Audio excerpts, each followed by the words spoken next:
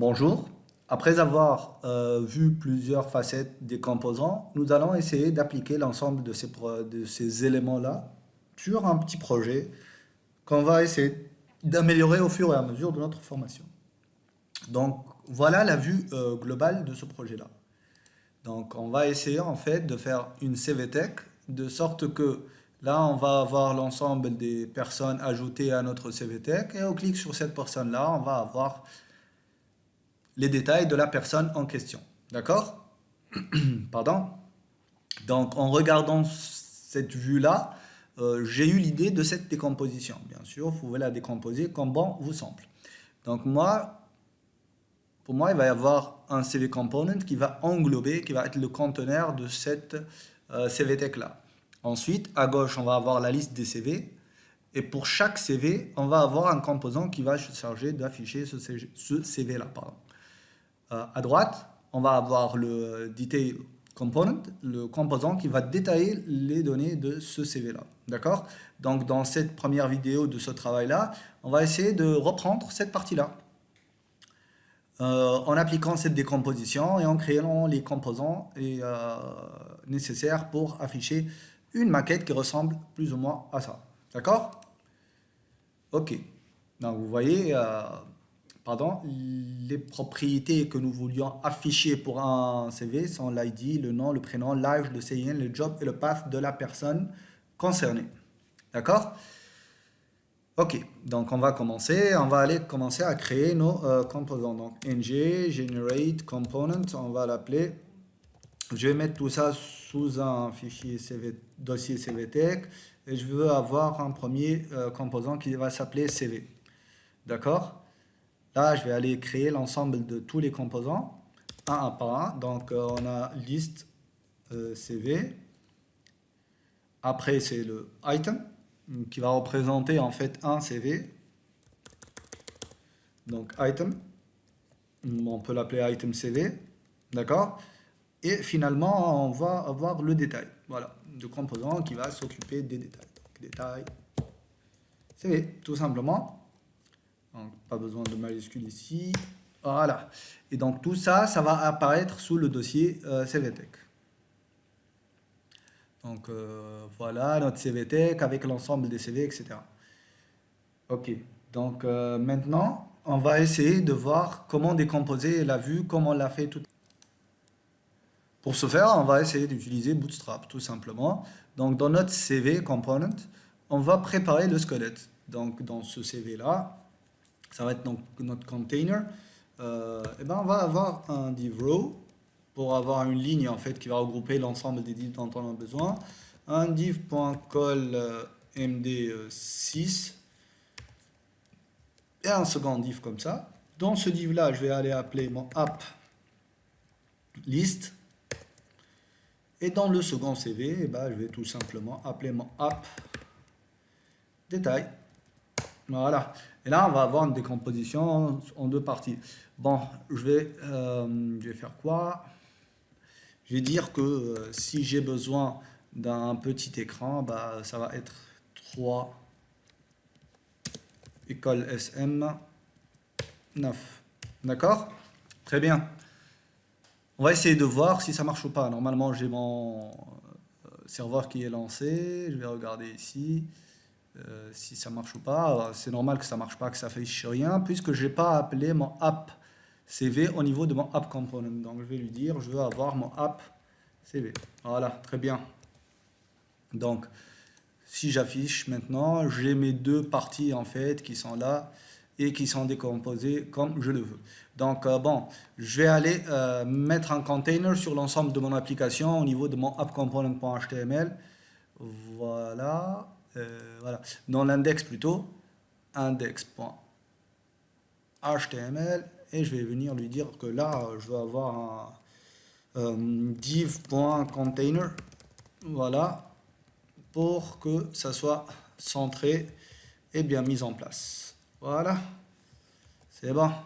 Et donc, on va voir la différence. Et hop, ça se resserre en fait. Si vous inspectez bah, le body, plutôt le container, vous voyez qu'on a ça. D'accord? Très bien. Maintenant, la deuxième étape, c'est d'aller créer la partie détail.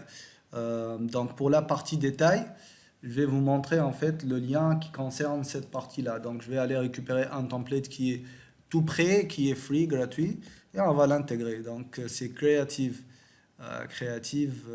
team.com product rotating card. Ok, donc moi je l'ai cet élément-là, donc je vais aller directement l'utiliser. D'accord? Donc je vais aller dans chercher cet élément-là, juste une seconde. D'accord, voilà. Donc X rotating card, voilà. Voici le template que vous allez télécharger. Donc vous devez venir ici et lui dire de m'afficher ce X rotating card. Moi, je veux cette carte-là qui fait une rotation lorsque je la survole. Donc je vais l'inspecter et je vais aller avec mon IDE récupérer ce que je veux avoir. Donc tout ça, non. On monte encore. Là, c'est le title, là, c'est l'ensemble. Et moi, je veux juste cet élément-là. Donc, je vais faire un copy et copy element. D'accord? Et je vais aller injecter cet élément-là au niveau du HTML de mon CV component. Donc, je vais aller directement, plutôt détail component. Et je vais aller au niveau de ce détail-là. Je vais lui dire, bah tiens, tu vas m'insérer cet élément-là. D'accord? Ensuite, j'ai besoin de ce qui va faire marcher ça. Donc maintenant, si je l'affiche, ça va être quelque chose de très moche qui ne ressemble à rien. C'est normal. J'ai pas mon CSS, le CSS qui correspond à cette partie-là. Donc en fait, ici, si on regarde le CSS, il va utiliser bootstrap.css et rotatingcard.css. Moi, j'ai besoin juste du rotating card puisque le bootstrap, je l'ai déjà. Donc je vais aller au niveau de mon asset. Je vais lui dire que je veux un nouveau directory, CSS, et tu vas me coller ça ici. Oui. Ok. Add, voilà. Je peux faire un import ou comme on l'a fait pour Bootstrap, pour aller directement ici et lui dire, bon, je vais avoir un link avec un href de, non pas style.css, c'est assets slash css slash rotatingcard.css. D'accord? Très bien. Et donc, pour le moment, ça devrait avoir un meilleur rendu. Une seconde, que je vois ce que j'ai fait. Ah, d'accord, ok. J'ai compris le problème. Tout simplement, c'est que si vous regardez le... non, c'est pas ça. Est-ce que j'ai modifié dans le bon endroit? Oui. Ok. Si vous regardez en fait le détail CV, vous voyez que ici il fait un colMD de 4. Donc, sauf qu'on a besoin de la totalité de notre carte. Ok. Donc, vous pouvez enlever ça. Donc, et là, on va avoir un meilleur rendu avec notre code qui est là.